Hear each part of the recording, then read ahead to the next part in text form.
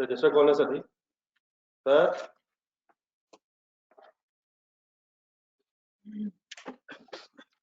ये आप लोगों से रिक्वेस्ट की थी क्वेश्चन नंबर 2 जरा रिवाइज करना।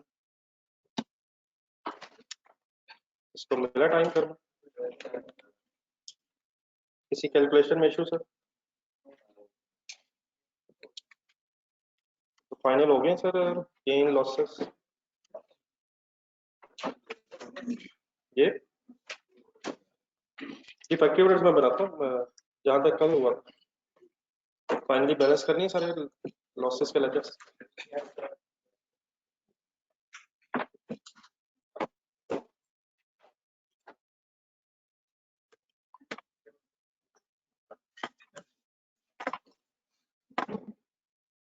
चलो फाइनल आंसर्स दिखा दूँ जरा। नॉर्मल लॉस का फाइनल आंसर क्या है?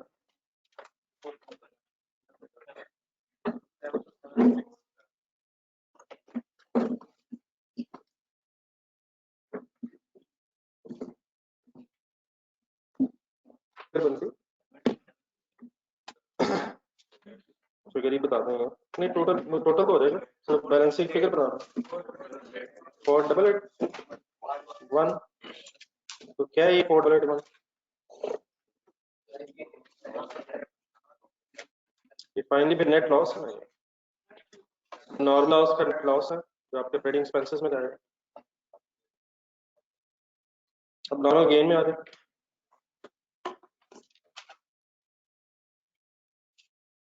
इस वर्किंग के रिजल्ट में गेन के यूनिट्स और बैलेंस हो जाएगा। बस अमाउंट्स का जो डिफरेंस रह जाएगा 3700।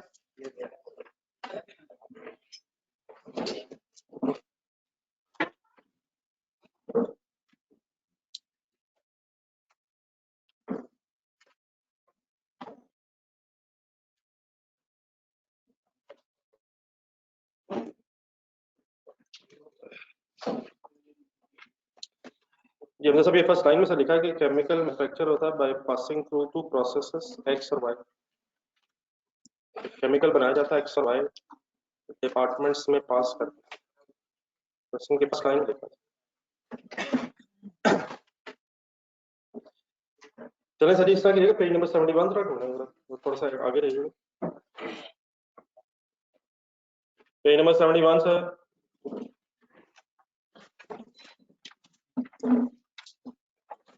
तकरीबन एंड में पेजेस होंगे, पेज नंबर 38 अगर किसी के पास नोट्स वाले पेजेस एंड में जरा ढूंढिएगा जाके।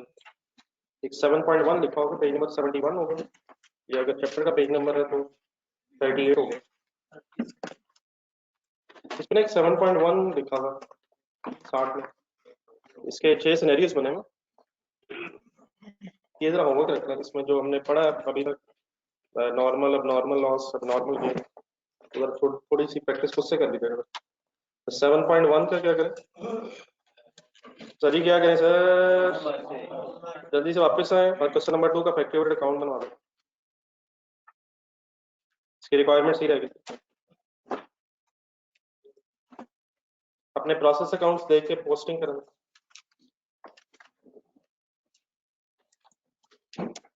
प्रोसेस एक्स वाई जी में फैक्टरी रेट्स लिखते हैं कि पोस्टिंग्स करें।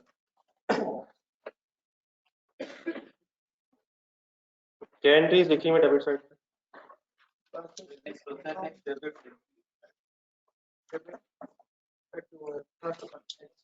प्रोसेस एक्स वाई जी डेबिट प्रोसेस अकाउंट में किस तरफ आएंगे? प्रोसेस अकाउंट में किस तरफ है सर? फैक्टरी ओवरहेड्स में अमाउंट्स लिखवाइएगा। और सर जाने दें मुझसे सर 65,000 खुदा का नाम नहीं है। What's going on sir? मैंने कब कहा एक्चुअल सर? मैंने कब कहा actual? Work in process account में क्या मिल रहा है? वही मिल रहा है सर, कमाल है यार। प्रोसेस एक्स वाई जी से कितने कितने फिगर्स आ रही हैं सर? 36,000 की एंट्री बोले।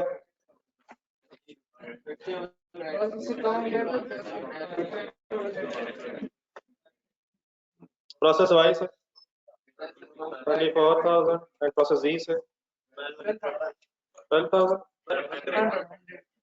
1200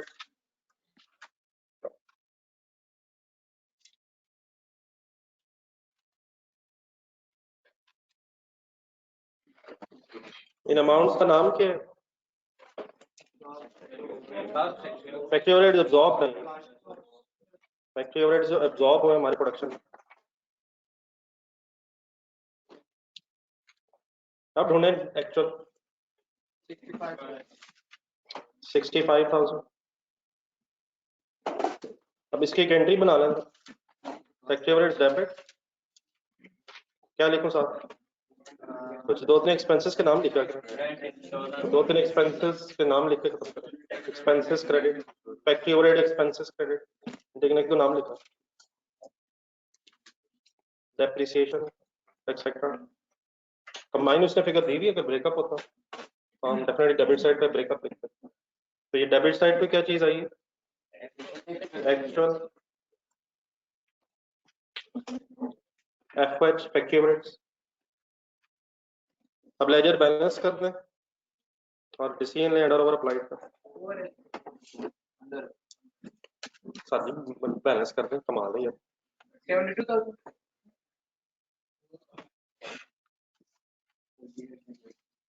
एक जीरो ज्यादा हो गया, अभी लिखता हूँ 65,000 डेबिट साइड पे। सही क्या होगी?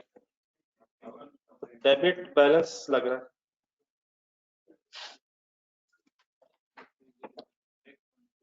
ये बैलेंसिंग फिगर, इसका simple treatment please. Balancing figure किस तरफ आ रहा है?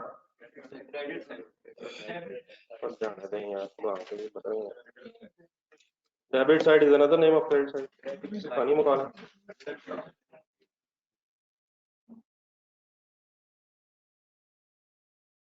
तरफ आ रहा है सर, बस वहां लिखें। क्वेश्चन में ढूंढने को बताया भाई इसने, अंडर ओवर अप्लाइड में कहाँ जाना, कहाँ जा सकता है। वैसे तो सेल में भी एडजस्ट हो सकता है, ग्रॉस प्रॉफिट में भी। क्वेश्चन अगर साइलेंट हो तो आपने बस डिफरेंस के साथ कॉस्ट ऑफ सेल्स लिखना है, और कॉस्ट ऑफ सेल्स देख के डबल एंट्री क्या बन जाना। और डेफिनेटली अगर हम सोचना चाहें तो ये अंडर अप्लाइड है, कम चार्ज हुआ है, ज्यादा चार्ज हुआ, कम चार्ज हुआ तो बैलेंसिंग फिगर आप फर्दर चार्ज कर रहे हैं। Cost of sales debit and factory overheads credit, entry लिखें।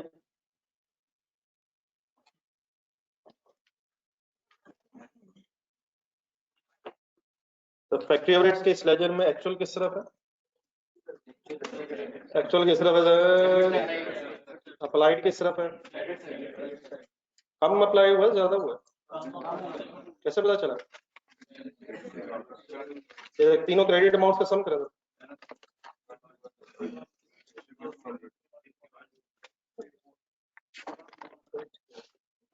तीनों क्रेडिट अमाउंट्स का सम कीजिएगा। एक्चुअल हो गया बेटा 65,000 और 6200 है, 62,000।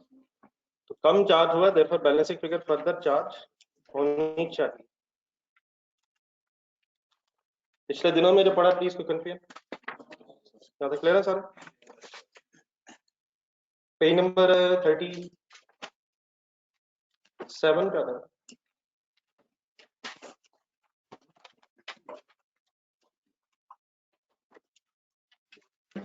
काइंडली छोटी छोटी चीजें जरा मैं होमवर्क के तौर पे दूंगा साथ साथ, ये काइंडली अपने करते रहना ताकि हम मेन चीजों पर जरा ध्यान दे सकें। इसमें बेटा क्वेश्चन नंबर 3 है, लेकिन क्वेश्चन नंबर 3 से पहले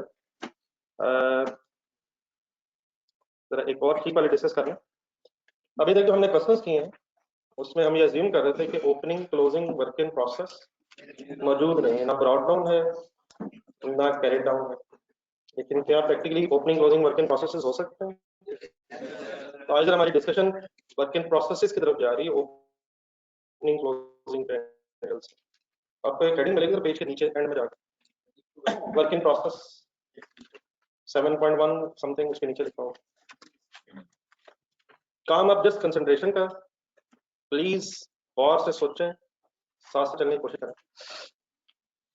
इससे पहले कि मैं बिजनेसेस के एंगल से वर्क इन प्रोसेस की बात करूं, पहले जरा एग्जाम हॉल ज़हन में लाएं। और वर्क इन प्रोसेस के हेडिंग के नीचे पहली लाइन पर फॉर एग्जांपल 3 घंटे का पेपर था, 6 क्वेश्चंस आए पेपर में,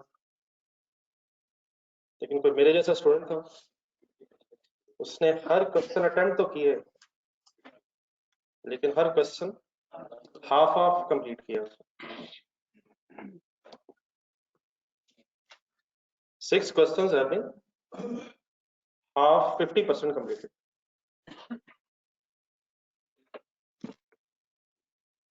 समझ गए कितने क्वेश्चन है? अब डेफिनेटली अनफॉर्चुनेटली पेपर के बाद जब बाहर इंसान आता है, वो दोस्तों से भी कहता है, घर वालों से भी कहता है मेरे सारा हो गया, लेकिन आपके जहन में कितने कंप्लीटेड क्वेश्चन के नंबर लग रहे होंगे? क्या मैं कह सकता हूँ 50% completed questions are equal to 300% completed questions? Assuming the question same तरह के, दोबारा मैं रिपीट करता हूँ, 50% complete questions are equal to 300% completed questions. ठीक है सर? नहीं, सेंटेंस मेरा समझ आ गया? अगली लाइन में और जरा प्रैक्टिकल बात करते हैं। सपोज 6 क्वेश्चन सर, 3 क्वेश्चन अल्हम्दुलिल्लाह आपके 100% हो गए, एक क्वेश्चन 60% कंप्लीट हुआ, एक शुरू ही नहीं हुआ, और लेट्स से एक 50% कंप्लीट हो गया। कितना टोटल सवाल है? 6 में से 3 का क्या हुआ? एक कितने परसेंट हो गया? एक स्टार्ट ही नहीं हुआ, और सपोज एक 50% हो गया। कैलकुलेटर उठाएं, बताएं भाई सिनेरियो में ये जो 6 क्वेश्चंस हैं, जिसका एक ब्रेकअप है 300%, 160%, 10%, ये जो स्टार्टिंग हुआ इसकी क्या बैठ गया, और जो 50% है उसकी, तो कितने सवाल इनफैक्ट टोटल पूरे हुए? क्या ये जो 6 क्वेश्चंस हैं 300%, 160%, 10%, 150%, they are equal to 4.1 100% completed questions? तो इस मायूसी क्या वजह है? या मेरी जवाब बात का जवाब नो होगा? ये तो नहीं हो सकता कि कुछ कह नहीं सकते। क्या मेरा क्वेश्चन साइलेंट लग रहा है आपको? तो जरा सेंटेंस रिपीट करें कि मैंने सेकंड बोला?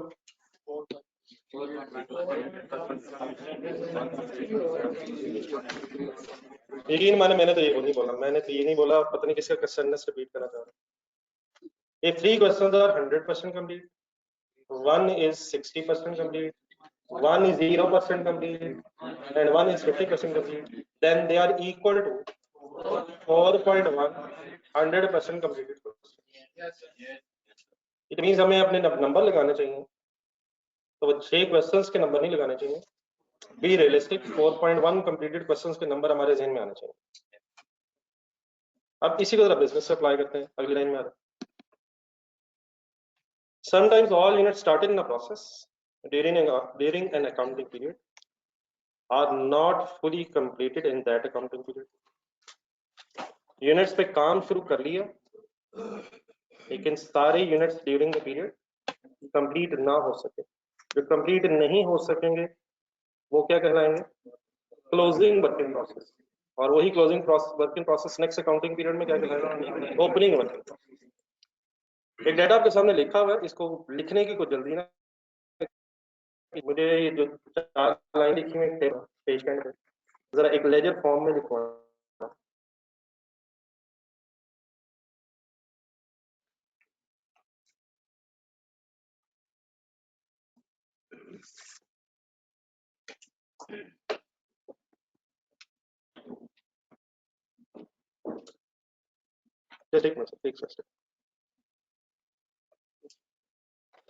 जी सर, इनपुट यूनिट्स कितने हैं?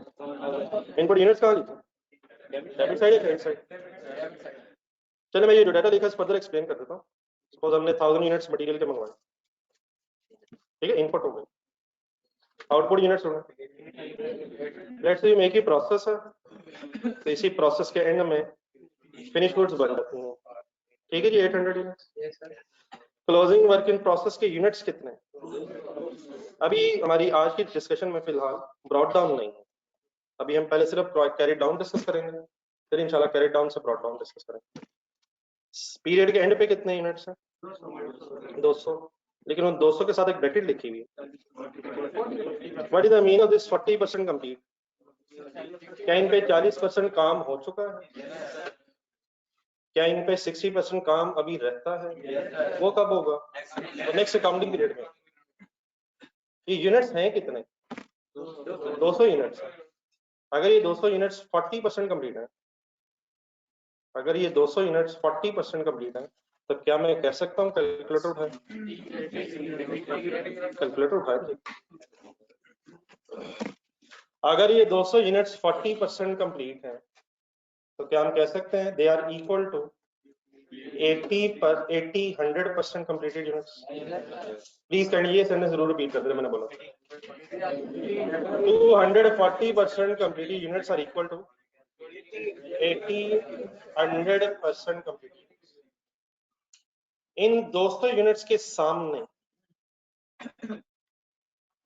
अमाउंट जब कैलकुलेट करेंगे, तो क्या 200 यूनिट्स की 100% कॉस्ट आनी चाहिए, या 200 यूनिट्स की 40% कॉस्ट मींस 100% कंप्लीटेड यूनिट्स की कॉस्ट आनी चाहिए?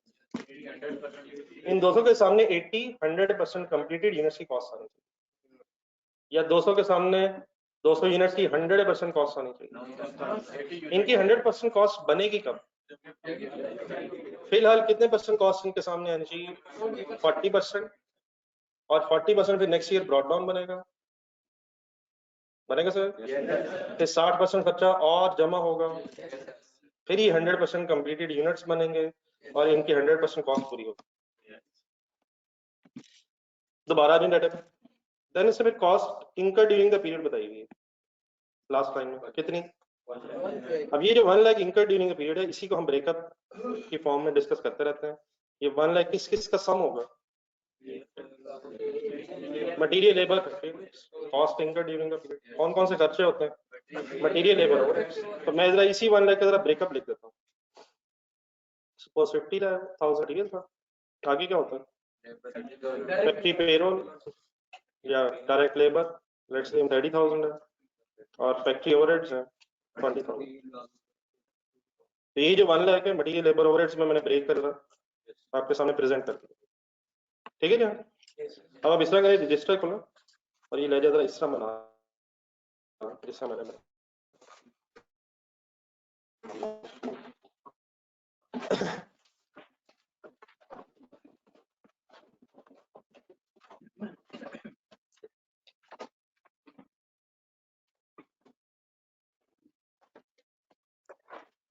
ये यहाँ तक बड़ा ऑनलाइन स्टूडेंट्स क्लियर?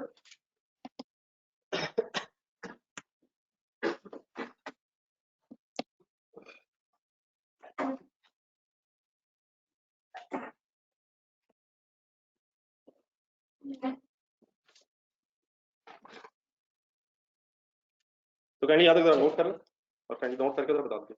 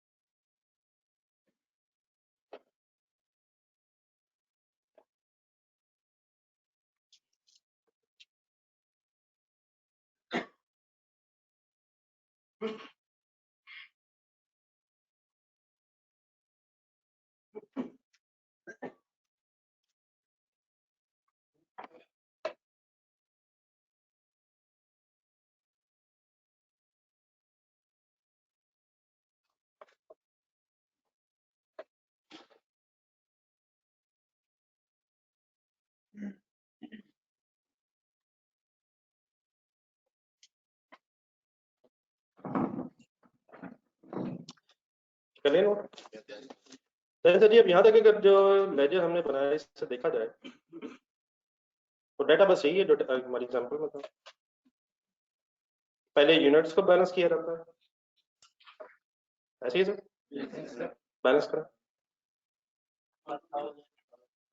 1000 अभी इनिशियल डिस्कशन लॉसेस नहीं आ रहे, अभी इंशाल्लाह नेक्स्ट डिस्कशन में आएंगे।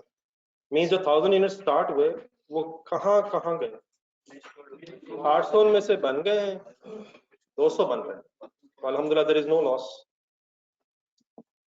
ठीक है, देन जरा इस लेजर को देखें, अगर लॉस नहीं है तो क्या हम उस स्टेज पे आ गए हैं जिस स्टेज पे फिर हम पर यूनिट की वर्किंग करते होते हैं? कहाँ कहाँ कॉस्ट कैलकुलेट करनी है आपने, किस किस के सामने कॉस्ट आनी है? फिनिश गुड्स के सामने आनी है, और आज लॉसेस नहीं है क्लोजिंग के सामने आनी है। इस केस में क्लोजिंग यूनिट्स जितने परसेंट बन गए इनके सामने उतने परसेंट खर्चा आना है। तो वंस अगेन जरा kind patience, per unit calculate करते हुए कॉस्ट कहाँ से मिलती है? डेबिट साइड से। तो 50 30 20 प्लस कर लो, what is 1 lakh? Manufacturing cost, material labour overheads, any recovery value of normal loss, वो है ही नहीं, जीरो। अब ये बेस बनवाएंगे, बेस बनाने का तरीका क्या है कि जिन यूनिट्स पे कॉस्ट आनी है उनको लिख लेते हैं। क्या 800 यूनिट्स पे कॉस्ट आनी है तो 800 प्लस सदी प्लस 200 यार, कमाल क्या, प्लस 200 यार प्लीज। एनी एतराज ऑन 800? व्हाट इज एतराज ऑन 200?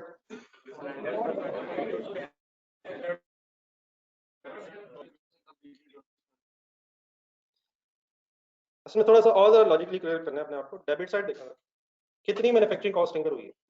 1 लाख रुपीस। क्या इस 1 लाख रुपीस में 100% मैन्युफैक्चरिंग कॉस्ट ऑफ 800 यूनिट्स है?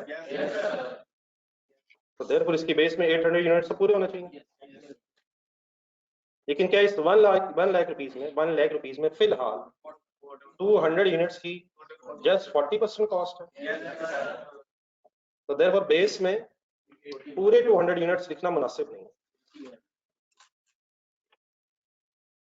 इसको कितने परसेंट लिखना चाहिए?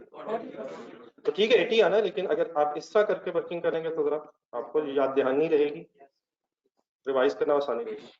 ये क्या किया मैंने, 800 इंटू 100% है, उसको शायद लिखने की जरूरत नहीं है, लेकिन प्लस 200 मल्टीप्लाई 40% किया।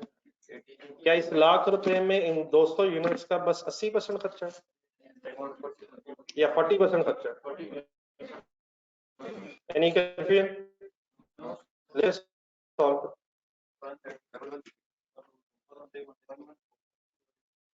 असल मसला तो अब आया है, ये तो बाकी बातें तो अपनी जगह बिल्कुल सिंपल है, असल गेम तो अभी शुरू होनी है।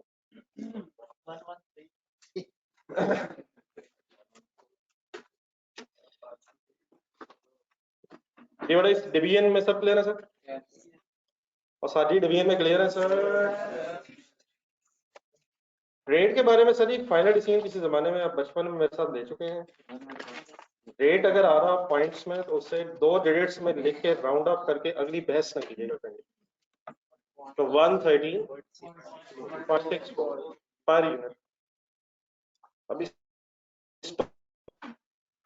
इस राउंडिंग ऑफ की नजर काइंडली ना कर दीजिएगा। जब भी आंसर पॉइंट्स में आ रहा हो तो काइंडली क्या करना आपने, रेट का आंसर पॉइंट्स में आ रहा हो तो काइंडली 2 डिजिट्स में राउंड अप करने, और अगर रुपीस लिख रहे हो तो उसे अमाउंट्स में राउंड अप करना। जब ये पर यूनिट आ जाता है तो देन फिर नेक्स्ट स्टेप क्या करते होते हैं, देख लें यार, इस तरह तो ना करें। पर यूनिट का क्या करो, 800 से मल्टीप्लाई करूंगा तो फिनिश की कॉस्ट आ जाएगी, कर दे 100। अब फाइनल आंसर बताना कैंडी राउंड अप करके 90912 जो आ रहा है कैंडी बता दें यार, खुदा के लिए बस।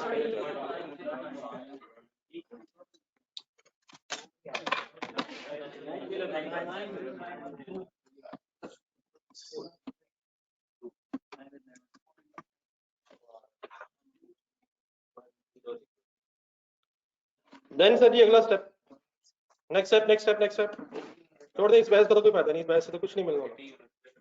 नेक्स्ट क्या करूं,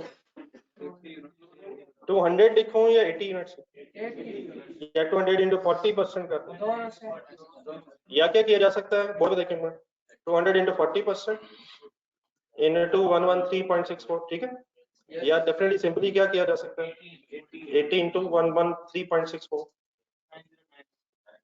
9091।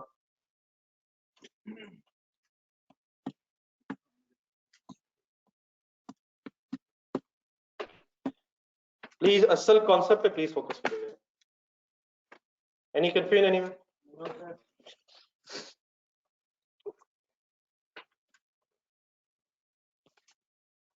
इन फिगर्स को प्लेस करें लेजर में, और सर जी खुदा के लिए बराबर है यार, तो काउंटिंग खत्म कर देते हैं, 3 रुपए ढूंढते हैं।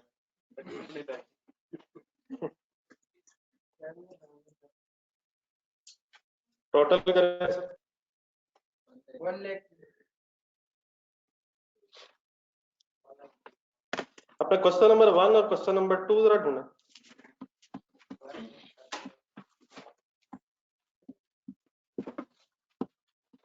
क्वेश्चन नंबर 1 का प्रोसेस 1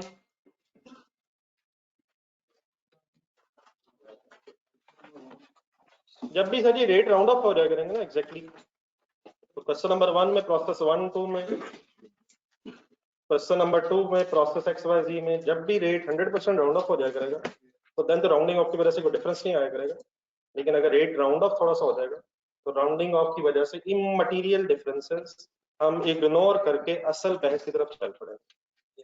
अभी तक जितने हमने क्वेश्चंस किए उनमें क्या हो रहा था कि रेट क्योंकि एग्जैक्टली राउंड ऑफ हो रहा था, कोई देख रहा प्लीज, 0.6 0.5 25 20 30 कल आ रहे थे, तो रेट अगर 100% राउंड ऑफ होंगे तो इंशाल्लाह कोई रुपए का भी फर्क नहीं आएगा।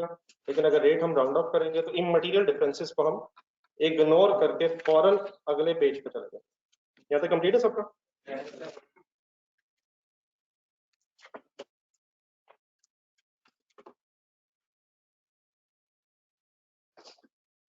बेटा जो 60% अगले पीरियड में कॉस्ट आनी है वो इस पीरियड में हम कैसे शो करेंगे? प्लीज इस तरह के क्वेश्चंस प्लीज सोचें काइंडली खुद। जो 60% कॉस्ट अगले पीरियड में आनी है वो इस पीरियड में कैसे शो कर सकते हैं? वो कब शो करेंगे? इस पीरियड में हम कितने परसेंट कॉस्ट शो कर सकते हैं? जितने परसेंट इनकर हुई है, बाकी कब प्रेजेंट करेंगे? जब नेक्स्ट पीरियड में हो। तो इस पीरियड में कितना परसेंट खर्चा हुआ? 40%, तो वो हमने कंसिडर कर लिया। 60% कब लेंगे? क्या इसकी सीडी ने नेक्स्ट पीरियड में ब्रॉट डाउन बनना, और सभी बनना है सर? किसने क्या बनना है नेक्स्ट पीरियड में? सीडी ने नेक्स्ट पीरियड में ब्रॉट डाउन बनना है, और अपने साथ कितना खर्चा लेके जाना है? 40% खर्चा लेके जाना है। फिर और कितना खर्चा इस पे होना चाहिए? फिर इंशाल्लाह इसने फिनिश कोर्स कंप्लीट हो जाना। तो जब वो 60% खर्चा होगा तब उसे कंसिडर करेंगे। ओके प्लीज, ये एनी अदर कंफ्यूजन?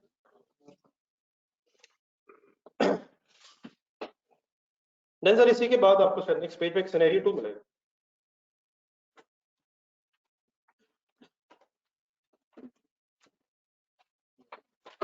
आपके सामने एक प्रोसेस अकाउंट बना होगा, साथ लिखा होगा इनकम्प्लीट। इसे हमने कंप्लीट करना है, लेकिन जो लिखा पहले से पढ़ लेना। डेबिट साइड से शुरू करें। जहां इनपुट लिखा हुआ है ऑब्वियसली यहाँ मींस मटेरियल के यूनिट्स हैं 4000 और 16000 स्लैश करके लिखा है। ब्रॉट डाउन अभी वंस अगेन हमारी डिस्कशन में नहीं। अब ये जो सिनेरियो 2 है, it is nothing to do with the previous scenario. वो बात अपनी जगह खत्म हो गई। हम एक नई चीज पहले शुरू कर रहे हैं जिसमें जरा लॉसेस भी आ जाए। फिर उसके बाद बड़ा डायरेक्ट लेबर लिखा नजर आ रहा है डेबिट साइड पे, आपको फैक्ट्री ओवरहेड्स लिखे नजर आ रहे हैं, उनकी अमाउंट्स हैं। क्रेडिट साइड पे जाए, आउटपुट मींस अगर एक ही प्रोसेस है फिनिश गुड्स है, और अगर एक से ज्यादा प्रोसेस है तो यहाँ की आउटपुट नेक्स्ट प्रोसेस में इनपुट बनेगी। देन उसके बाद नॉर्मल लॉस ब्रैकेट पढ़े। Let's assume 10% of input expected था, तो 4000 इनपुट थी, 400 रुपया उसका एक्सपेक्टेड लॉस आ गया। 700 रुपया जो इसके सामने लिखा हुआ है, ये क्या हो सकता है? ये इसकी रिकवरी वैल्यू के अलावा कुछ भी नहीं हो सकता। कॉस्ट आती नहीं और रिकवरी वैल्यू इसके सामने हो सकती है। देन इसके बाद CD है 700 यूनिट्स और बैलेंसिंग फिगर एक एबनॉर्मल लॉस भी कैलकुलेट हुआ है। कर लीजिए जरा, चेक करने कैलकुलेटर पकड़ के दोनों साइड्स ठीक है।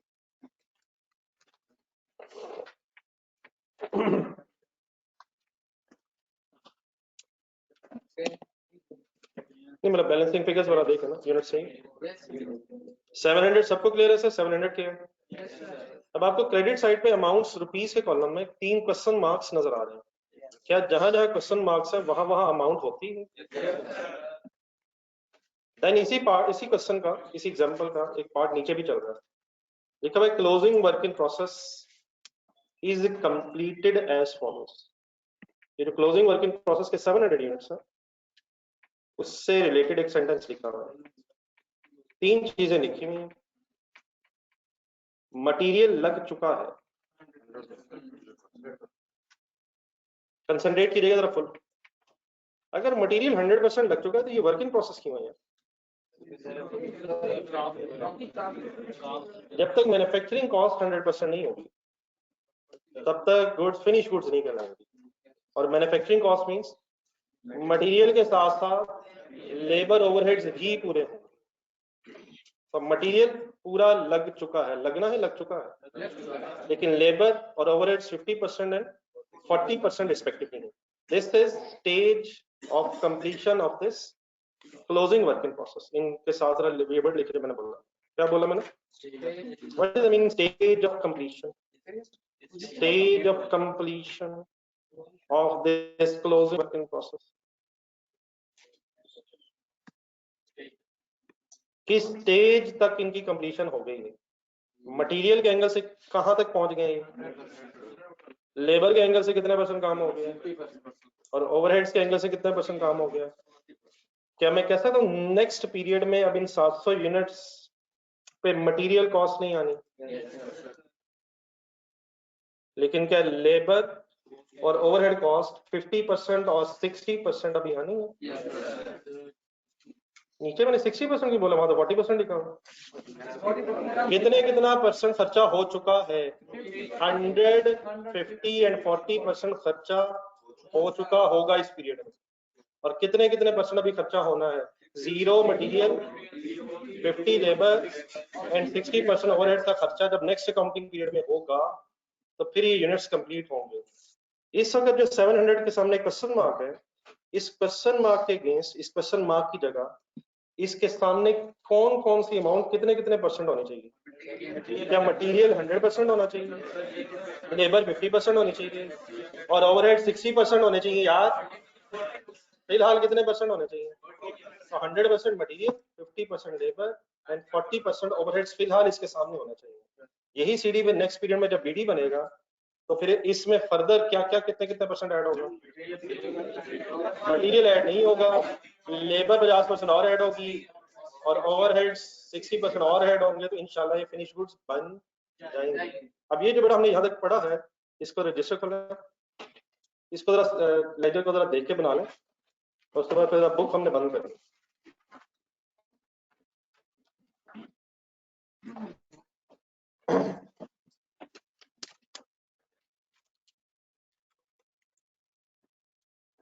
एज इट इज लेटर जिस तरह है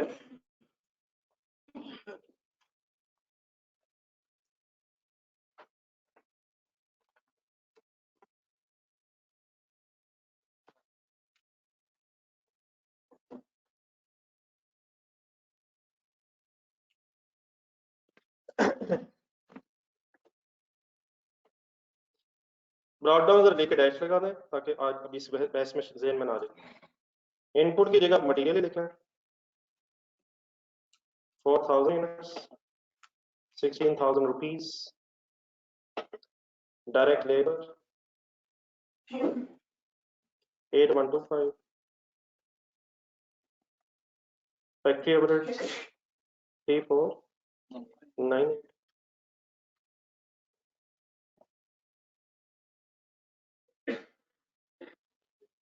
आउटपुट या finish goods 2750, normal loss 400. Closing work in process 700. Abnormal loss 150. और नॉर्मल लॉस के सामने उसकी रिकवरी वैल्यू यूनिट्स का सम।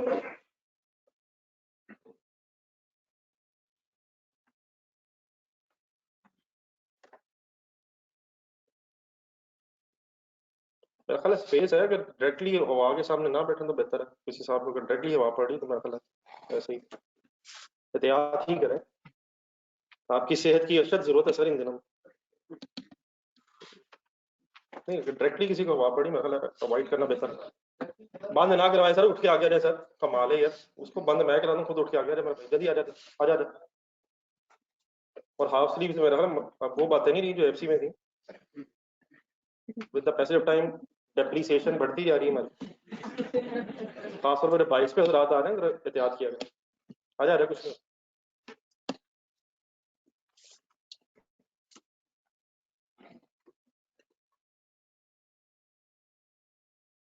अकाउंटिंग को आप इंजॉय करने की पोजीशन में आ गए हैं। अगर आपकी नींद पूरी हो क्लास में आने से पहले और आप पूरी मोटिवेटेड हो स्टडीज के हवाले से, अब स्टेज सेट के आप एंजॉय कर सकते हैं। जी रेडी है सर? नहीं सर, इस तरह की देखिए, जो क्लोजिंग वर्किंग प्रोसेस की स्टेज ऑफ कंप्लीशन हमने पढ़ी है, इसको इस लेजर के नीचे लिखा है। मटेरियल 100%,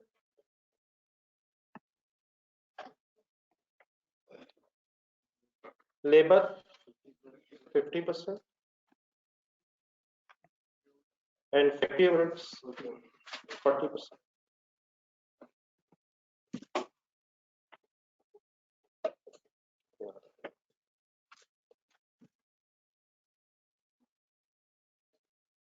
नहीं सर, ये आप काइंडली बुक बंद कर दें सर, और जो लिख लिया है इसको जरा अप्लाई करें।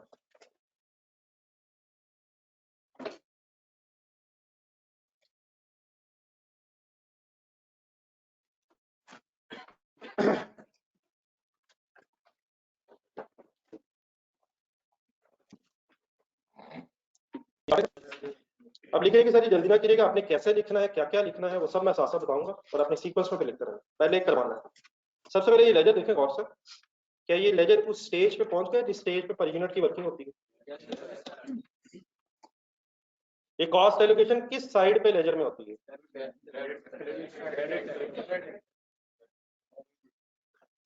क्या क्रेडिट साइड पे जो यूनिट्स हैं उनके सामने कॉस्ट आनी है? किन किन पे? फिनिश गुड पे यूनिट पे आनी है, नॉर्मल लॉस पे आनी है, क्लोजिंग पे आनी है। इसकी सिर्फ एक एक्सेप्शन तब हो सकती है जब एबनॉर्मल गेन है, वरना कॉस्ट एलोकेशन हमेशा क्रेडिट साइड पे होती है। Only one exception is when there is abnormal gain, वो फिर डेबिट साइड पे होता है, वो फिर डेबिट साइड पे। तो क्या हम पर यूनिट की वर्किंग करने की पोजीशन में आ गए हैं? करवाएं। करवाएं मींस करवाएं। करवाएं मींस कैसे ये हो सकता है कि लिखें?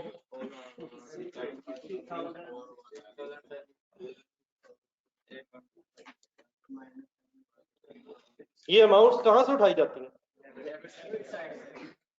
16,000 मैंने उठाया, प्लस 8125 प्लस 3498। यहां तक अगर फिगर्स लिख लें तो इन फिगर्स को सम करके नाम क्या बन जाएगा? 3498 मैन्युफैक्चरिंग कॉस्ट है। जैसे भी है सर, एक मिनट जी, ठीक है, जो भी आंसर है मैन्युफैक्चरिंग कॉस्ट कम आ गई अपने अगर कैलकुलेटर पे किया। अब क्या करें? -7 बेस, ठीक है जी, अमाउंट बेस बनवा फुल कंसंट्रेट करना 2750। क्या इस खर्चे में 2750 यूनिट्स की सारी कॉस्ट शामिल है? प्लस 150, क्या है 150 प्लस 700 प्लस 700 इंटू हंस नहीं सकते सर, भाई खुद सोचेगा उसने क्या कहा है, उसने बोल दिया है, सोचेगा बाद में। नहीं जिसने भी कहा मुझे पता, लेकिन वो सोच लेगा ना, आप भाई हंस पड़े, मिशन ऑन है सर, हम हंस नहीं सकते, अफोर्ड नहीं कर सकते, इंशाल्लाह बाद में मिलजुल के हंसेंगे, एंड में याद रहेगा इंशाल्लाह हंस के चले जाएंगे, इस लम्हे हंस नहीं सकते।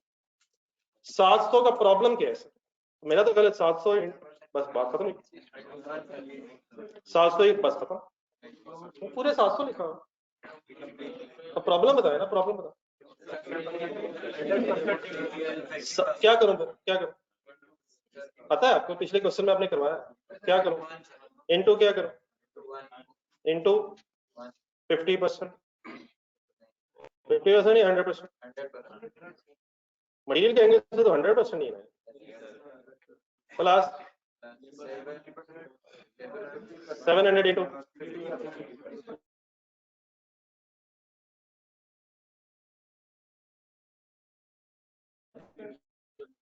50%, 700 इंटू 50% प्लस 700 इंटू 40%। ठीक नहीं है नहीं पर क्या मसला है, बताएंगे फिर ये। सर, अगर 3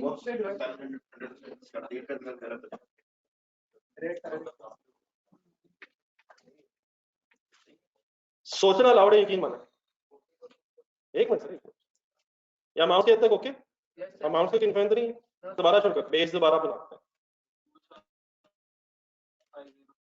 2750 पे कोई त्रास? ओके, क्या इस 2750 यूनिट्स की टोटल कॉस्ट ऊपर शामिल है? आगे 150 के 150 पे कोई त्रास? कोई एतराज? प्लस 700 और बस बात खत्म। अभी इशू बताए ना, इशू बताएंगे तो बात समझ आएगी। अगर मैं आपसे ये कहूँगी, भाई ने सही बात की है, आप भी शायद ये कहना चाह रहा, अगर मैं ये कहूँ कि 16,000 के नीचे 700 बिल्कुल ठीक है, ये 16,000 के मटेरियल के एंगल से 2750 भी 100% ठीक है, मटेरियल के एंगल से 150 रुपया भी, 150 यूनिट्स भी ठीक है, और 16,000 की बेस के एंगल से 700 बिल्कुल ठीक है। तो ये बात यहाँ तक सबको क्लियर है, मटेरियल के एंगल से तो 100%। तो अब क्या करूं?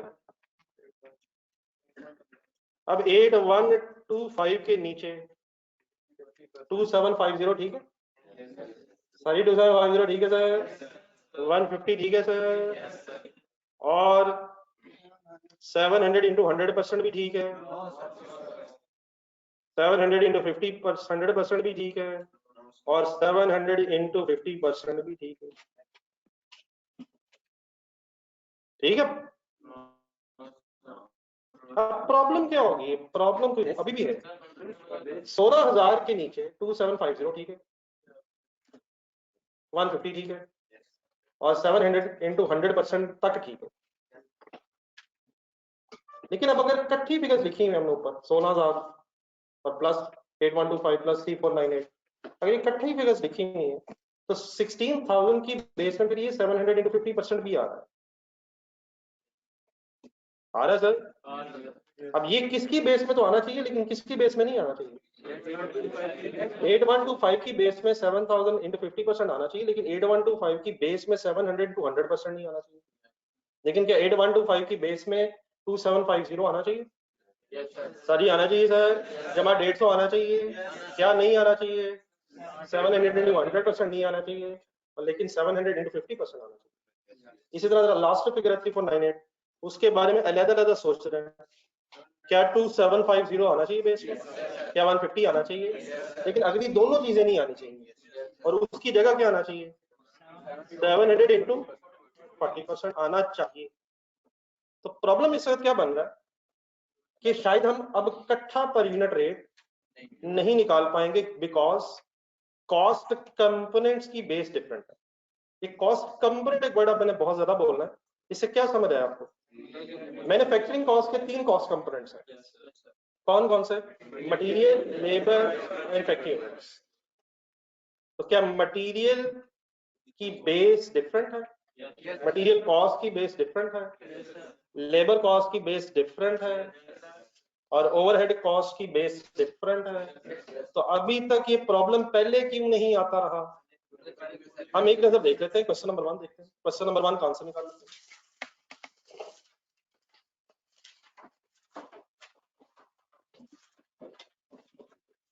हमने जब क्वेश्चन नंबर 1 किया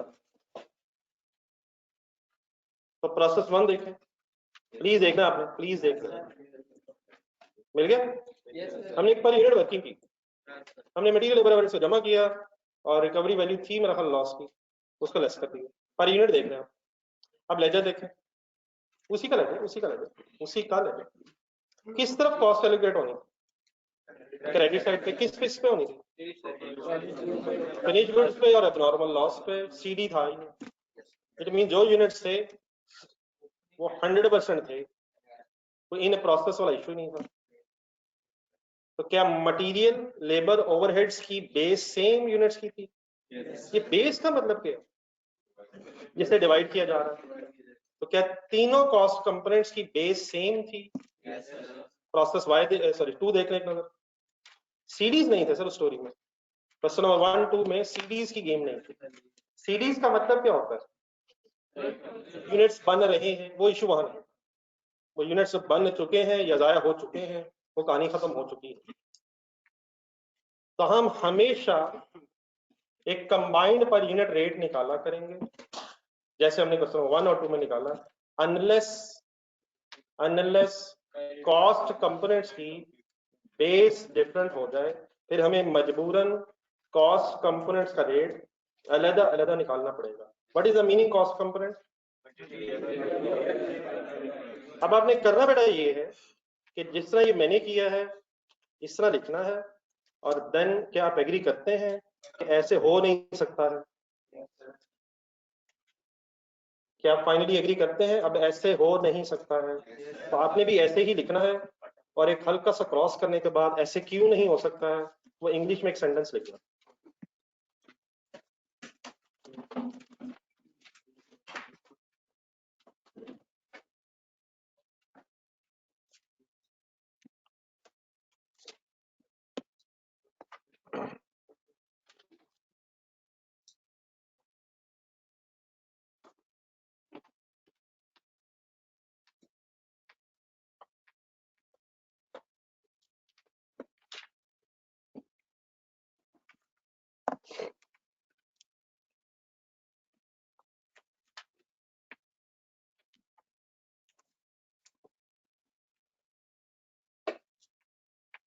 बोर्ड से देख के लिखना भैया।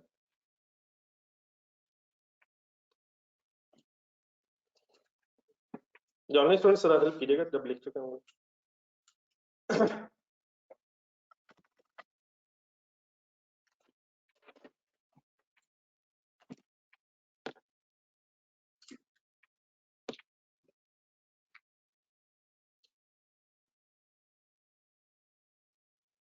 सेंटेंस लिखा sir, we can not calculate, we cannot calculate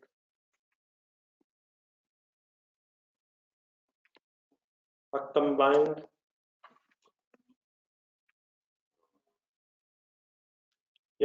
we cannot calculate manufacturing, combined manufacturing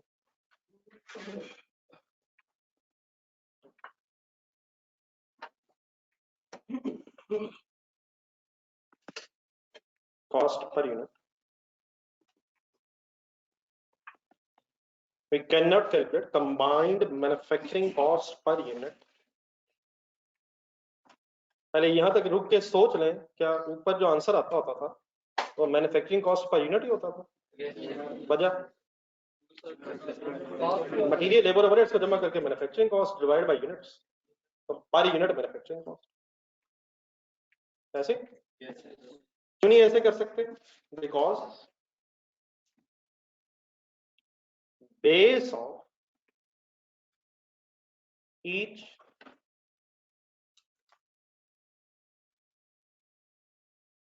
base of each manufacturing cost component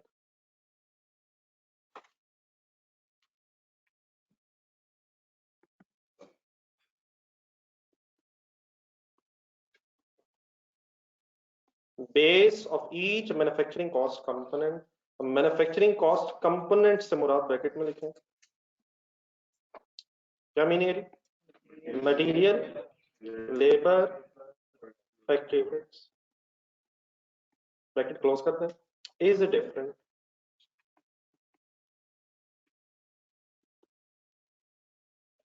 we cannot calculate combined manufacturing cost per unit because base of each cost component, which means material labor overheads, is different. क्या यही issue था? क्या sir जी यही issue था? क्या issue था? यही था। तो मैं भी आगे कह रहा था यही इशू है। सर जी क्या इशू है सर? फाइनल करें अपने ज़हन में सर। सर जी अगर इन कॉस्ट कंपोनेंट्स की बेस डिफरेंट है तो फिर क्या इसका हल इस तरह निकालना? वंस अगेन लिखना रुक गया, इसका फिर सॉल्यूशन इस तरह फाइंड आउट करना, एक मटेरियल कॉस्ट पर यूनिट अलग कैलकुलेट करना, आगे बोला लेबर कॉस्ट पर यूनिट अलग कैलकुलेट करना, और factory overhead cost per unit calculate अलग करना, और क्या इन को प्लस करके मैन्युफैक्चरिंग कॉस्ट पर यूनिट आ जाएगी सर? तो इस चक्कर में क्या पड़ रही इतनी सारी वर्किंग है, बेस इन अमाउंट्स की डिफरेंट होगी। तो वंस अगेन कैंडी पेशेंस। अब अपना जरा लेजर देखें, स्टोरी का लेजर बताएंगे। अब क्या उठाऊं, कहां से उठाऊं? मटेरियल डेबिट साइड से उठाऊं, उठवाएंगे जरा, कितना उठाऊं? 16,000 उठा लीजिए। लेबर उठवाएं 8125 3498। ये प्लीज बात ओके, अलहदा अलहदा उठा रहा हूं, अलहदा अलहदा उठा लिया। सोच रहे हैं तसल्ली सोचो सर, किताब बंद है सर, किताब बंद होती है क्या? ये लेजर हमारे रजिस्टर में नहीं है तो लेजर वहां से देखना है यार, कमाल है। किताब कैसे खुल चुकी है इस वक्त?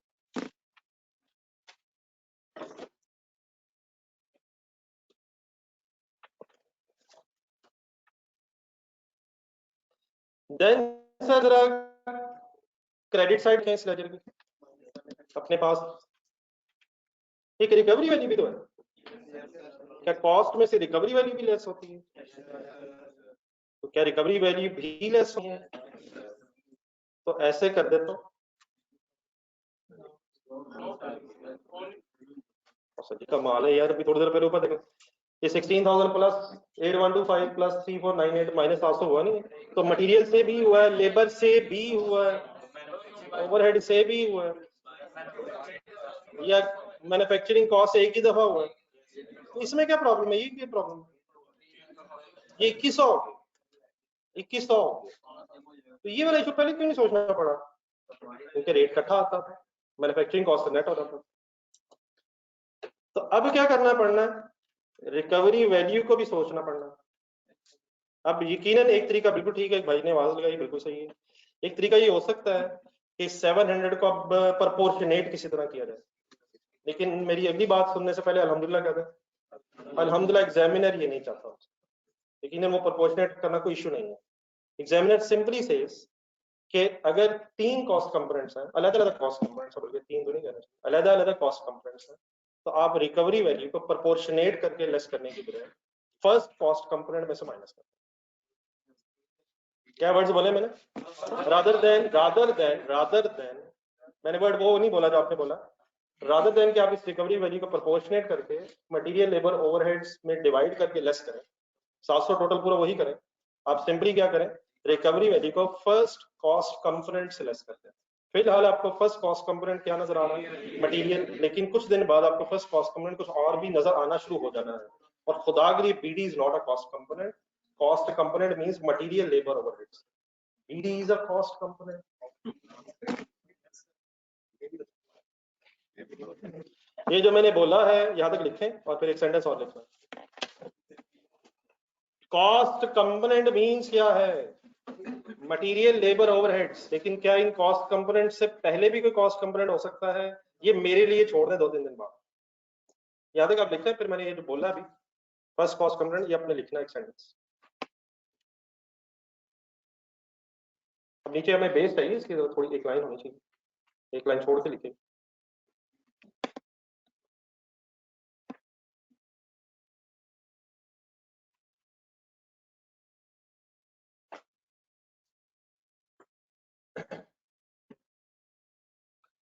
सर क्या खुल गया सर मोबाइल पे सर?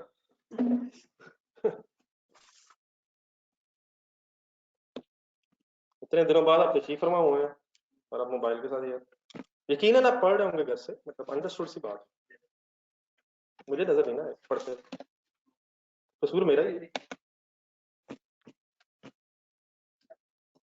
कवर्ड है वैसे, पढ़ते रहे साहब।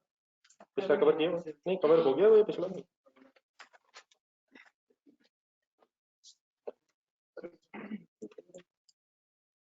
परसेंटेज के बेस पे रखेंगे। आपकी चॉइस है सर, वो ठीक है, ठीक है, मैं तो नहीं, रिकवरी वैली की बात हो रही है। सर ये क्लोजिंग मजबूत हो सकती है 100% पर्सपेक्टिव प्लस 40 डिवाइड। नहीं, अब करवा दीजिएगा, मैं पहले एक बार रिकवरी वैली की बात कंप्लीट करूँ। याद है, नोट कर लिए तो बड़े 2 लाइनें रखी नीचे, 2 लाइनें नीचे रखे, 2-3 जरा एक सेंटेंस है।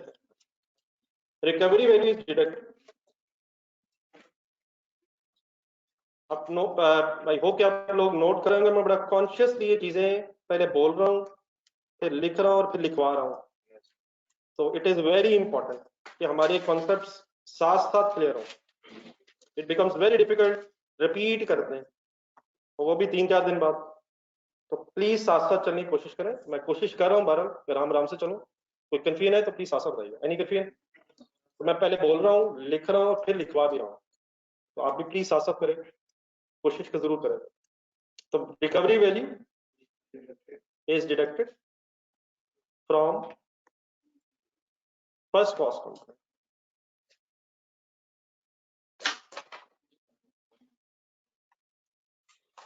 Please, what is the meaning cost component? Directed value which is generally material.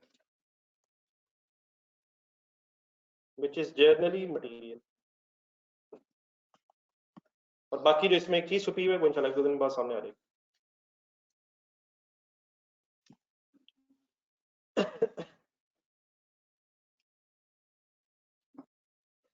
Ji sir, after the story अब बता दें 700 का कहां से माइनस करना करें।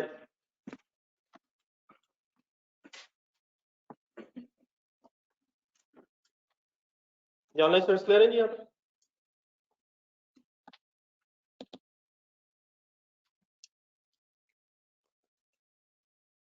देन सर जी प्लीज दोबारा अपने बेस बनवानी है और अपना लेजर देखना, रजिस्टर वाला लेजर, और उसकी क्रेडिट साइड देखनी। बेस में क्रेडिट साइड के यूनिट्स आने हैं। ओनली एक्सेप्शन है when there is abnormal gain, जो इस वक्त नहीं है। क्या 2750 लिख दूं सर? क्या 150 चलेगा सर? क्या 700 पूरा चलेगा सर? मटेरियल 100%। देखिए बोर्ड पे, क्या ये सही हो गया? लेबर की बेस बनवाए सर। 2750 सर, 150 सर, प्लस 700 का 50% हो last.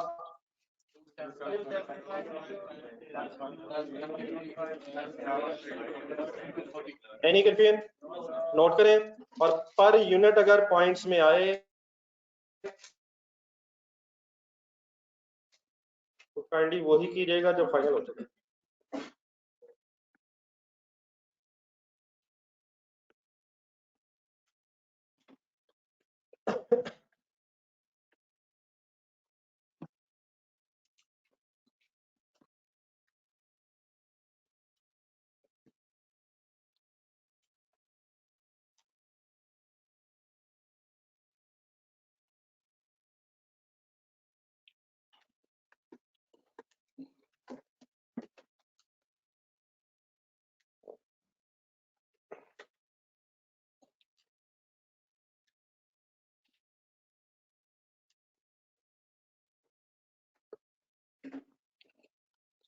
Ji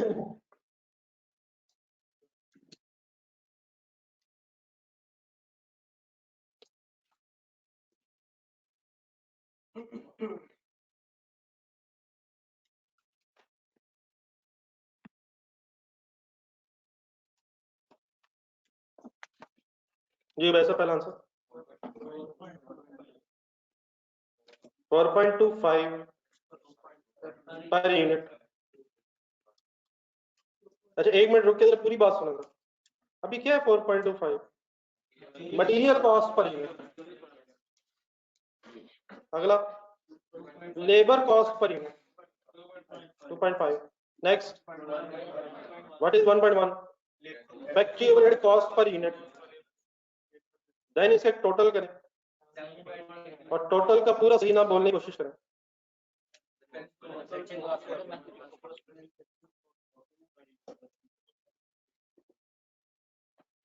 seven point eight five. What is 7.85 manufacturing cost. So why we have to calculate separate rates rather than कि हम combined rate निकाल लेते, क्योंकि कॉस्ट कंपोनेंट्स की बेस सेम नहीं थी।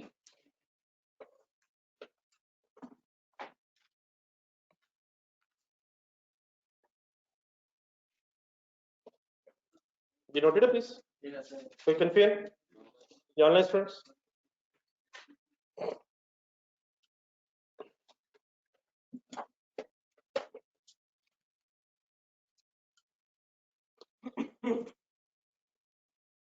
ये को लिख तो नहीं साहब?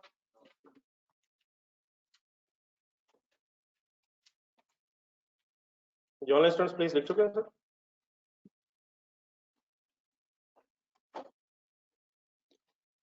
Then my dear once again दोबारा पहले पेशेंस। जब पर यूनिट आ जाता है, जब पर यूनिट आ जाता है तो फिर लास्ट स्टेप क्या होता है? फिर कॉस्ट एलोकेशन होती है। फिनिश गुड्स पे अमाउंट अब कितनी बनती है, अब नॉर्मल लॉस की कितनी बनती है, वर्क इन प्रोसेस की कितनी बनती है। अब ये आखिरी काम रहेगा पर यूनिट के बाद फिर कॉस्ट एलोकेशन। तो अब पेशेंस काइंडली किस किस किस पे कॉस्ट एलोकेशन होगी?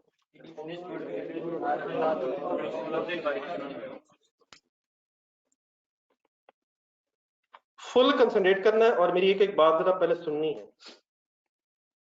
आपको खतरा वही है कि ये आप लिख नहीं पाएंगे, लेकिन आई होप कि ये खतरा गलत खतरा। क्या फिनिश पे कॉस्ट आनी है? अब इसका बड़ा कॉस्ट एलोकेशन करने का तरीका फाइनली कुछ इस तरह से हुआ होगा कि आपके सामने पर यूनिट आ रहा है। क्या 2750 यूनिट्स है फिनिश गुड्स पे? आपको पता 2750? वो तीनों कॉस्ट कंपोनेंट्स की बेस में एज इट इज है। तो क्या वो मटेरियल के एंगल से 100% पूरे हैं, लेबर के एंगल से 100% पूरे हैं, ओवरहेड के एंगल से 100% पूरे हैं? तो यकीन ये हो सकता है कि मैं 275 यूनिट्स को पहले 4.25 से मल्टीप्लाई करूं। हो सकता है सर। इनटू 4.25 से मल्टीप्लाई करूंगा तो क्या आ जाएगा? इन यूनिट्स की मटेरियल कॉस्ट आ जाएगी। 2.5 से मल्टीप्लाई करूंगा तो लेबर कॉस्ट आ जाएगी। 2750 को 1.1 से मल्टीप्लाई करूंगा तो ओवरहेड कॉस्ट आ जाएगी। टोटल करके टोटल मैन्युफैक्चरिंग कॉस्ट आ जाएगी। लेकिन क्या ये भी कर सकता हूं कि 2750 यूनिट्स क्योंकि हर कॉस्ट कंपोनेंट के एंगल से कंप्लीटेड है, 100% हो रहे हैं, तो टाइम सेव करने के लिए 2750 को मल्टीप्लाइड बाय 7.85 भी कर सकता हूं। What is 7.85? लेकिन क्या वो भी कर सकता हूं? वो क्या जरा बोल दे रेट्स। वो लेकिन वो अलग करने की बजाय 7.85 क्यों कर सकता हूं? Because these units are 100% complete with every cost with respect to every cost component. Answer बताओ। 2158।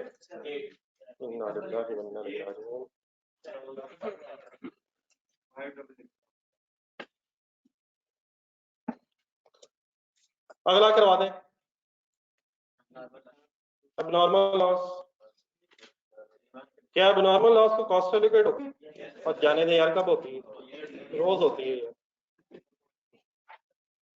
बेस देखें, क्या 150 को स्ट्रेट अवे 7.85 से मल्टीप्लाई कर सकता हूं सर? Answer double 178। अब है असल गेम जो है क्लोजिंग वर्क इन प्रोसेस। अभी तक कोई मुझे बता सकता है मैं कहां से चीजें ढूंढ रहा हूं? मैं यूनिट्स बेस में से देख रहा हूं और बाद में रेट की कैलकुलेशन देख रहा हूं। तब आ रही closing work in process. Closing work in process के यूनिट्स कितने? 700। तो 700 मल्टीप्लाइड बाय 7.85 कहानी खत्म। अब यहाँ कहानी क्यों नहीं खत्म? 700 यूनिट्स है वो 100% कंप्लीट है सिर्फ मटेरियल के लिए। 700 यूनिट्स 50% कंप्लीट है लेबर के लिए और 40% कंप्लीट है ओवरहेड्स के लिए। तो क्या यहाँ मुझे मजबूरन सेपरेट वर्किंग करनी पड़ेगी? 700 यूनिट्स किस के एंगल से कितने परसेंट पूरे हैं? मेजॉरिटी को ये सवाल ऑप्शनल महसूस हुआ है। हमें आता है, हमें पता है। ये क्या बात है कि हम बार बार बोल रहे हैं? ये 700 यूनिट्स किस के लिए कितने परसेंट कंप्लीट है सर? तो इनकी इकट्ठी वर्किंग क्यों नहीं हो सकती माय डियर? लेकिन इनकी वर्किंग अलग-अलग कैसे हो सकती है यार? 700 को मल्टीप्लाइड बाय 4.25 किया जा सकता है, लेकिन क्या प्लस करना पड़ेगा कुछ और भी?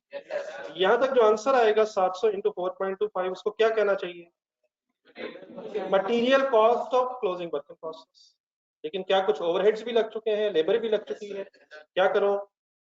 प्लस 700 इंटू 50% कर दें या 350 कर दें? मैथ्स हमारा स्ट्रॉन्ग है। इंटू 2.5 प्लस बोले 700 इंटू 40% मल्टीप्लाइड बाय 1.1। अलग-अलग वर्किंग क्यों करनी पड़ी है? नहीं, अब बेस नहीं है।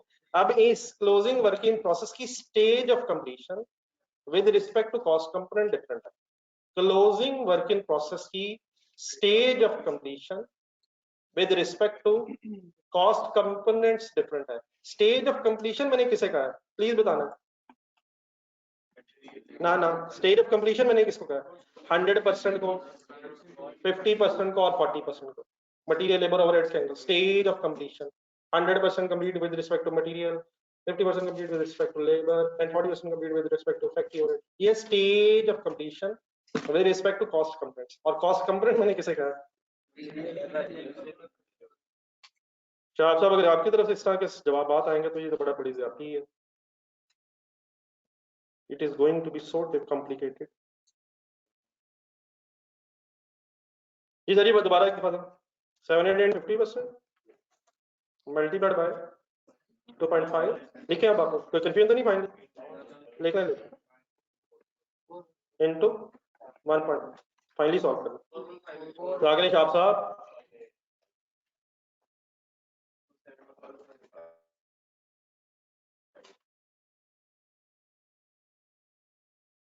अब आप लोग माशाल्लाह तेज ही इतने हैं कि आपके लेवल की कोई बात होनी चाहिए। तो ये अभी आप लेवल के नजदीक से भी नहीं गुजरा। ठीक है, नई चीज है और नई ही चीज आप लोग एंजॉय करते हैं। पुरानी चीजों से दिल भर जाता है। आप चैलेंज जिंदगी में एक्सेप्ट करने वाले लोग हैं। पुरानी चीजों की तरफ आपका ध्यान भी नहीं जाता। अब नई चीजें पसंद करते हैं। तो इंशाल्लाह आप देखिएगा, इंशाल्लाह रोज हमें नई चीजें महसूस होंगी।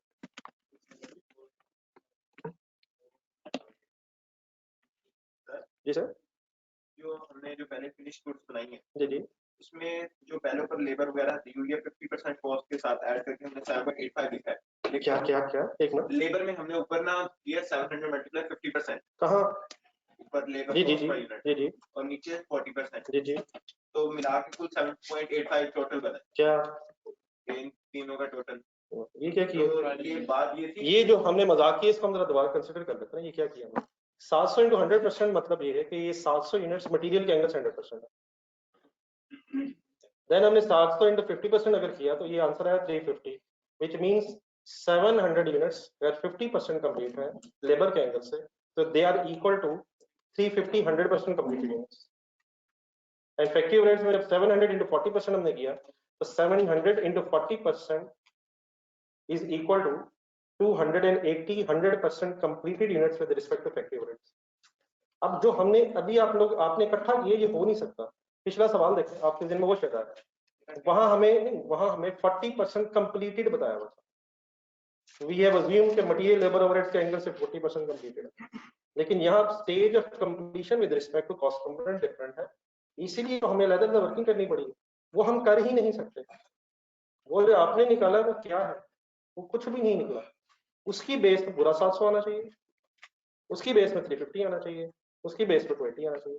तो इकट्ठा करके अगर हम इसे लिखेंगे तो आर्गुमेंट लिखते हैं 700 जमा 350 जमा 280, ये तो यूनिट्स ही 1200-1300 हो गए।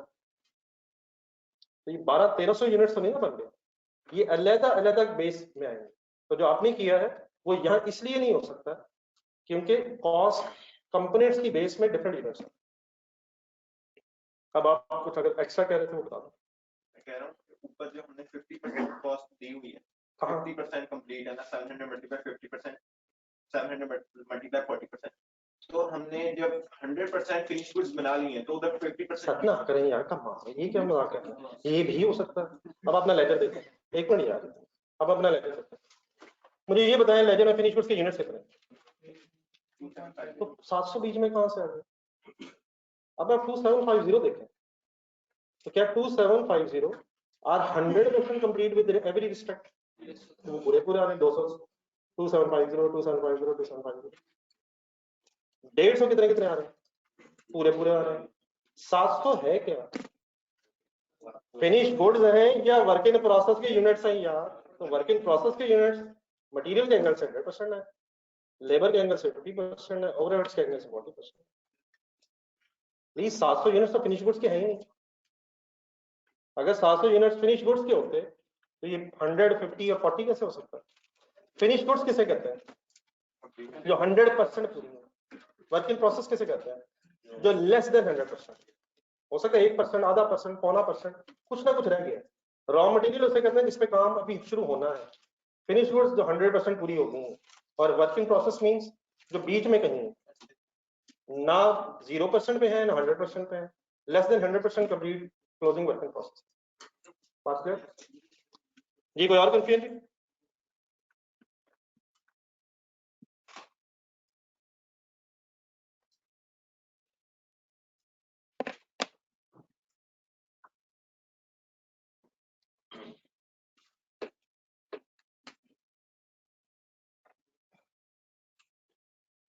ये 2.5 जो पर यूनिट आई है वो 100% कंप्लीटेड यूनिट्स की आई है, और हमने जो बेस में लिखा वो 700 into 50% मींस 350 यूनिट्स की कॉस्ट उसमें शामिल है।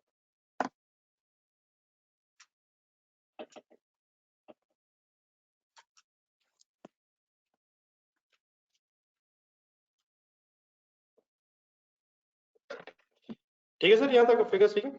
ये लास्ट आंसर बताइएगा। अब एक सेकंड जरा 4158 को कंसंट्रेशन से देखें। ठीक है, 4158 क्लोजिंग वर्किंग प्रोसेस का क्या है? ये क्लोजिंग वर्किंग प्रोसेस की फिलहाल कॉस्ट है। फिलहाल कॉस्ट से मेरी मुराद, जरा इसकी वर्किंग देखें। क्या इसमें मटेरियल से रिलेटेड 100% कॉस्ट शामिल है, लेबर से रिलेटेड और ओवरहेड से रिलेटेड? तो अगर मैं इस 4158 को उठाऊं, एक मिनट, और 700 यूनिट्स के सामने लिख दूं, तो ये लॉजिक की बात ठीक है क्या? 700 units are 100% complete with respect to material, 50 and 40% respectively complete for labour and overheads. बाकी फिगर्स प्लेस करो।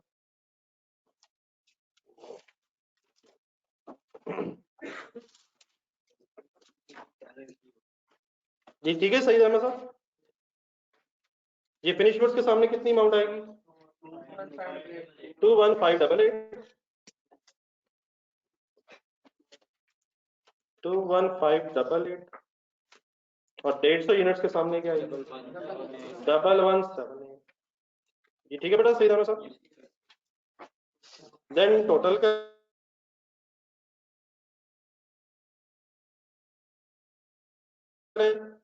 और जब भी कभी रेट राउंड ऑफ होंगे तो इमटेरियल डिफरेंसेस आ सकते हैं, तो उसकी टेंशन बिल्कुल नहीं ली है। कितना बताइए, मेरे ख्याल में शायद नहीं आ 2762 आएगा, इधर उधर हो रहेगा, और ये कोई इशू नहीं है। एग्जामिनर को ऐसे को धोखा देने के बाद मैं 3 लिख देता हूँ, examiner is not a doctor, उसे भी पता है कि ये राउंडिंग ऑफ की वजह से डिफरेंस आया होगा। तो एग्जामिनर ने अगर आपको राउंडिंग ऑफ से टेस्ट करना होता तो वो कोई अलग सब्जेक्ट बना देता, तो अल्हम्दुलिल्लाह उसका इस तरह का कोई मूड नहीं है। तो प्लीज इन चीजों को राउंडिंग ऑफ की नजर ना कर दीजिएगा। Any confusion my dear? अब इस 4158 को सर्कल कर लें या वहीं कर लें या यहाँ कर लें, ज्यादा बेहतर रहेगा कि ये लेजर में सर्कल करें, और इस तरह करें आपके पेज के स्टार्ट में जगह होगी, वो जो 2 ऊपर लाइनें लगी होती हैं उससे भी जगह है, इसको एरो बनाए, इसके साथ एक एरो बनाए और इसके साथ एक ऊपर जाके सेंटेंस लिखें। And please these are most important sentences, इनमें हमने फंस जाना है अगर हमने यहाँ कंसंट्रेट ना किया।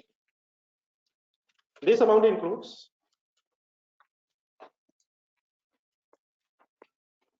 this amount includes 100% material cost,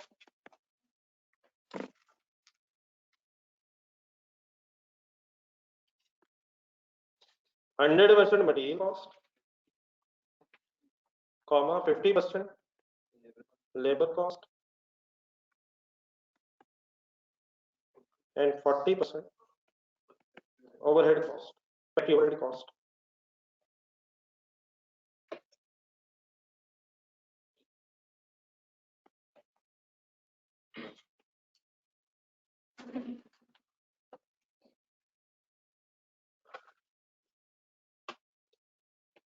क्या इसी प्रोसेस अकाउंट में ये 700 यूनिट्स और 4158 रुपीज, 700 यूनिट्स और 4158 रुपीज नेक्स्ट अकाउंटिंग पीरियड में ब्रॉट डाउन बने? ये सेंटेंस जो आपने लिखा क्लियर, इसमें क्या क्या क्या है? इसमें 100% क्यों नहीं है? क्योंकि 100% भी ये यूनिट्स कंप्लीट नहीं है। इसमें क्या 100% है? क्योंकि 100% काम होगी, लेकिन क्या क्या भी 100% है ही नहीं। प्रोपोर्शनेटली दे उसका। Finally at the end of the day कोई कंफ्यूजन इसमें?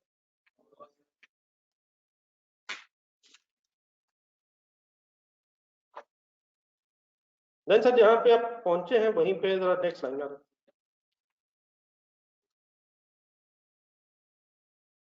टाइम देख लें, घड़ियां देख लें, बहुत सारी मैंने तो देखी हैं, मुझे तो लग रहा है कि थोड़ा टाइम है। आपका क्या ओपिनियन है? क्या टाइम हमारी तरफ है? आ जाए सर।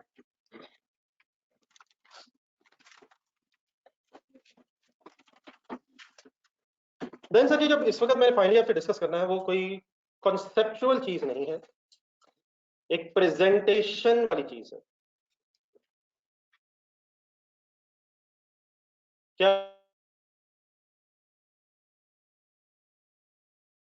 मतलब मेरी इस बात का? बोर्ड पे देखें, ये अल्हम्दुलिल्लाह लिखा है, इसमें कोई इशू नहीं है, लेकिन एग्जामिनर ये जो बेस हम बना रहे हैं, इस बेस को एक टेबल फॉर्म में आपसे बनवाना चाहता है। मैं क्या करने लगा हूं, ये जो बेस बनाई है हमने, ये लॉजिकली बिल्कुल ठीक है, इसमें कोई अल्हम्दुलिल्लाह इशू नहीं है, लेकिन एग्जामिनर चाहता है कि ये बेस एक टेबल फॉर्म में बच्चे बनाया करें, जरा प्रेजेंटेबल है। मीन तो से अगर हम देखें तो नीचे प्लस प्लस परसेंटेजेस लगी हुई है, गलत वाली बात तो नहीं है, लेकिन जरा साफ सुथरी प्रेजेंटेशन आपसे रिक्वायर्ड है। तो ये जो मैंने वर्ड्स बोले हैं, आप इन्हीं वर्ड्स को इंग्लिश में लिखें। मैं चाहता क्या हूं, we are just trying to solve now problem of presentation of units.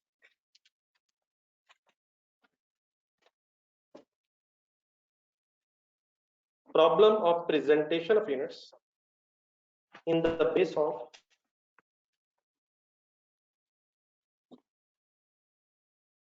cost components.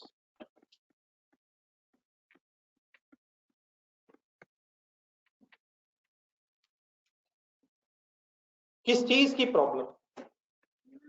नहीं, थोड़ी एक और बड़ी presentation problem, just nothing else. जो बेस में हमने यूनिट्स लिखे हैं, कॉस्ट कंपोनेंट किसे कहते हैं? क्या हमने मटेरियल लेबर ओवरहेड्स की अमाउंट्स के बेस में कोई यूनिट्स लिखे हैं? लेकिन उसको जिस तरीके से हमने लिखा है वो तरीका प्रेजेंटेबल नहीं है एग्जामिनर के लिए। तो अभी इंशाल्लाह 1 मिनट में बना लेंगे।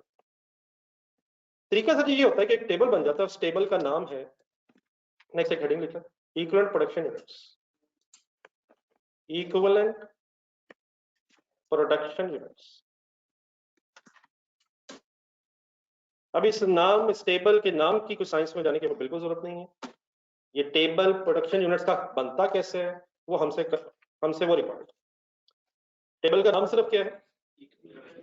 Production units, equivalent production units. Equivalent word इसलिए है कि कुछ लेस देन 100% भी होता है, तो वो कितने परसेंट कंप्लीट है, कितने इक्वल यूनिट्स कंप्लीट है, तो यहाँ से एक वर्ड निकला हुआ। लेकिन इस वर्ड की किसी साइंस में जाने की हरगिज़ जरूरत नहीं है। आप लोगों से रिक्वेस्ट है, जो आपने थोड़ी देर पहले पर यूनिट वर्किंग की है वो जरा कैंडी सामने रखना है और इस टेबल को बनाने की कोई ख्वाहिश का इजहार ना कीजिएगा। कौन सी वर्किंग कह रहा हूँ? पर यूनिट वर्किंग में जहां बेस बनाई। करना सर जी सिंपली ये होता है, आपके सामने क्या इस वक्त पर यूनिट की वर्किंग, और बाकी फिर बोर्ड पे जो मैं बोल रहा हूँ सासुन के बोर्ड पे देखते रहना। करना बेटा हिस्सा है कि आपके जितने कॉस्ट कंपोनेंट्स होंगे जिनकी बेस डिफरेंट है उतने आप कॉलम बना लें। इस टेबल में कितने कॉलम होंगे? जितने कॉस्ट कंपोनेंट्स की बेस डिफरेंट है। फिलहाल अपनी तरफ वर्किंग देखें, क्या मटेरियल की बेस, लेबर की बेस और ओवरहेड्स की बेस में सेम यूनिट्स आने हैं? वर्किंग प्रोसेस की वजह से डिफरेंट हो जाए। वो 700 उधर आने हैं पहले मटेरियल में, नीचे क्या आने हैं? 350 आने हैं, 240 आने हैं, तो उनकी वजह से तीनों कॉस्ट कंपोनेंट्स की बेस डिफरेंट है। फर्ज करें लेबर और ओवरहेड्स दोनों 50% लग चुके होते हैं। कौन कौन से लग चुके थे 50%? तो क्या लेबर और ओवरहेड्स की बेस भी सेम हो जाती? तो देन बेटा शायद हमें 3 कॉलम बनाने ना पड़ते। मैंने क्या वर्ड बोले, लेट मी रिपीट, कि इस टेबल में कितने कॉलम होंगे? जितने कॉस्ट कंपोनेंट्स की बेस डिफरेंट है। फिलहाल कितने कॉस्ट कंपोनेंट्स की बेस डिफरेंट है? तो मैं इन कॉलम्स के नाम क्या लिखूंगा? According to the cost components जिनकी बेस डिफरेंट है। आगे बोल रहे, मटेरियल, लेबर एंड फैक्ट्री। अगर आप आज लिखना रह गए तो वो कोई इशू नहीं, इंशाल्लाह आपके पास ही रहेगा, ये मेरे पास ही रहेगा, ये आपके पास लिखा लिखा है एज इट इज। और मैं सेंटेंसेस बोल रहा हूँ ये मैडम लिखता हूँ, लेकिन जस्ट अगर आप अपने लफ्जों में रिपीट कर सकें, इस टेबल में कितने कॉलम होंगे? 3, पौने 4, सवा 4, जितने कॉस्ट कंपोनेंट्स की बेस डिफरेंट है। यहाँ 3 क्यों है? क्योंकि तीनों की बेस डिफरेंट है। देन सर उसके बाद आप अपने लेजर में जाएंगे। लेजर कहाँ है? पिछले पेज पे। और लेजर की किस साइड पे कॉस्ट एलोकेशन होती है? तो किस किस पे कॉस्ट एलोकेशन होनी है? फिनिश गुड्स, नॉर्मल लॉस और सीडी। वो इस टेबल के हम बाहर लिख रहे हैं और उसके यूनिट्स बता देंगे मुझे कितने? 2750, 150 एंड 700। ये मैं किस कॉलम में लिख रहा हूँ? ये मैं किसी कॉलम में नहीं लिख रहा, मैं पहले अपने पास कहां से देख के लिख रहा हूँ? लेजर से देख के मैं लिख रहा हूँ। जस्ट एक सेकंड, 150 एंड 700। देन अब आप दोबारा पर यूनिट की तरफ आ जाए, पर यूनिट वर्किंग की तरफ आ जाए। क्या मटेरियल की बेस में 2750 यूनिट्स पूरे होने चाहिए? क्या लेबर की बेस में भी 2750 यूनिट्स पूरे होने चाहिए? क्या फैक्ट्री की बेस में भी 2750 यूनिट्स पूरे होने चाहिए? ये 100% कंप्लीट है। अगली गेम आप बता देंगे 150 के एंगल से। क्या ये तीनों की बेस में सेम होने चाहिए? 700 के एंगल सोने। क्या ये 700 यूनिट्स मटेरियल की बेस में पूरे होने चाहिए? लेबर की बेस में? टेबल बनाने का बड़ा तरीका ये है कि जब लेस देन 100% कंप्लीट होंगे यूनिट्स तो हम उनकी परसेंटेज साथ लिख के उसको फिर सॉल्व करके लिख दिया। ये परसेंटेज जस्ट कब स्पेसिफाई करेंगे, जहां कहीं less than 100% stage of completion. और काइंडली जरा ओवरहेड्स में लिखवा दें। कैसे लिखूंगा, 40% और 700 का 40% 280। तो ये क्या बन गया, ये इक्वल यूनिट्स का टेबल बन गया। आखिरी स्टेप क्या किया करें, कैलकुलेटर उठाना, बस उठते उठते उठाना। मटेरियल के एंगल से कितने यूनिट्स कंप्लीट हैं, 36, लेबर के एंगल से 3250 एंड ओवरहेड्स के एंगल से 3180। क्या मैंने उसी बेस को टेबुलर फॉर्म में लिखा है? कंफ्यूजन के साथ नहीं लेके जानी है, चाहे मैं 1 मिनट एक्स्ट्रा लग जाए, कैलकुलेटर पे 0 दबा दें। मटेरियल की अमाउंट बताएं, मटेरियल की अमाउंट कितनी, अमाउंट 16,000 माइनस 700 कर दें। नहीं मुझे आंसर नहीं बताना। 16,000 माइनस 700 ये मटेरियल की नेट अमाउंट आ गई। Rather than dividing that base, अगर इस बेस से डिवाइड किया जाए तो करके जरा देखें, डिवाइड बाय 3600, तो क्या ये वही आंसर ही होना चाहिए? सिर्फ मैंने क्या किया है, इसको टेबुलर फॉर्म में कन्वर्ट कर दिया है। बेस को टेबुलर फॉर्म में अगर कन्वर्ट कर दें तो इस टेबल का नाम क्या हो जाएगा, इक्विवेलेंट प्रोडक्शन यूनिट्स। आप इस तरह कीजिएगा, कल ही इसको बनाइएगा। अब आपके पास बनाने का टाइम खत्म हो गया है, क्या समझ के जा रहे हैं सर आप? जज़ाकल्लाह सर। एक 7.1 जरा याद रखना है, इंशाल्लाह कल मुलाकात होगी। ये टेबल अगर मैंने ना बनाया तो आपको कैसे नींद आएगी, इंशाल्लाह आ जाएगी। सो के देखें आप। अल्लाह हाफ़िज़।